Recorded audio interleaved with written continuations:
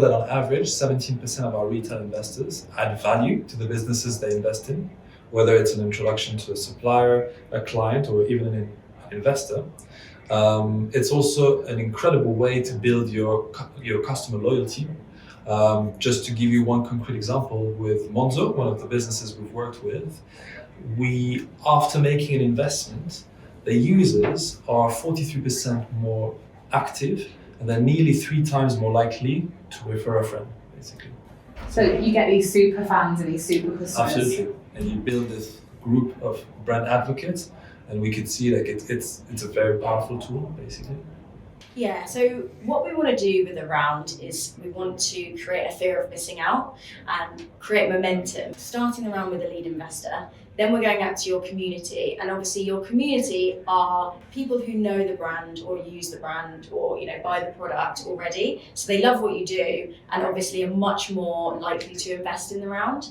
And we want to leverage those people before we actually go out to the crowd, who are effectively a cold lead, because they're going to add this momentum and they're going to get context to people who don't know who you are, to say, actually, they're almost at their target, and the people who buy the product and love the product are people supporting them.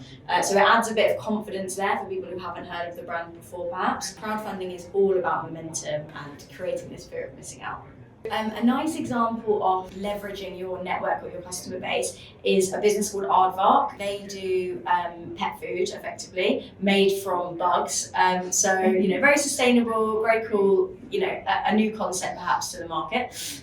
What they did really well is they just hustled. So this was a pre-product, pre-revenue business. So, very high risk for investors. So if this founder was going out to VCs or angel investors, they probably would be waiting to invest and seeing a bit more, traction in the market. Versus this founder went on to Crowdcube, basically hustled his uni friends, got them to invest, added that validation for the round, and now has had 2 super successful rounds with us. I think he got over 100% in the first round within 10 days. Wow. So it just shows, if you can hustle and get people who believe in you to invest, and it adds more of that validation, you can have a really successful round on Crowdcube, but the optics need to be right on the round. So for example, with this one, he launched at 80% funded, so he had a lead investor who was backing them, had a really reserved minimum target, got his network, friends, family, whoever, uni friends to invest, get him over that 100%.